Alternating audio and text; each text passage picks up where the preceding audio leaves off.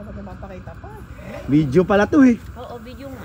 Ay, sige, kain kayo. Naman kuya. Asan yung ano mo? Andyan. Ito? Mm. Marami kakain kasi gusto ko namin. Linaw. Siya ganito. Linaw ng... Nagpe-play ba kuya? Nagbe-video na. Oo. 16 na nga eh. Ito yung kuya, diba? Kahit alin dyan. Nagkakabiti kasi ko kaya nagbabakasyon ako dito. Puro kain naman ng ano. Masarap ng ano, libre. Sarap talaga pag makibakasyon ka sa, lalo dito kay madam, kay sagana ka rito. Madaming pagkain yan eh. Bakit daw ako na lang kasi? Ang daming swat ngayon dyan, no? Galing interview eh.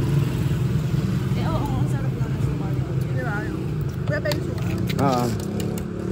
Ano ito gawa mo kuya?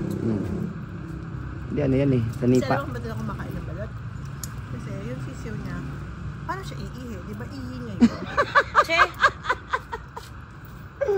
Hindi ah. Ikaw ikulong ka na, paano ka iihi? Tapos sisip-sipin Sa niyo mga pa. hindi nakakaalam ang balot pampalakas ng tuhod. Oo, So, tama. So kailangan ha, Oo. lagi kayong kakain ng balot. Para lumakas yung tuhod nyo. Para makarami Para makarami kayo. ng kain. Ito masyadong ano to, you know? Kadiri yung ihi, tapos iniinom niyo. Nilalagyan pa niya pa ng Ang iinom balot. Bakit ano bang iniinom? iniinom ka ng ihi. Wala nga eh. Antag. Kaya nga ano bang iniinom? Wala naman diba? Tatawa na lang sa atin si Kuya. Yung madam kasi ang tagal makagits eh, no? Alam ko, ibig sabihin eh, iba eh. Kuya, virgin pa kasi ko eh.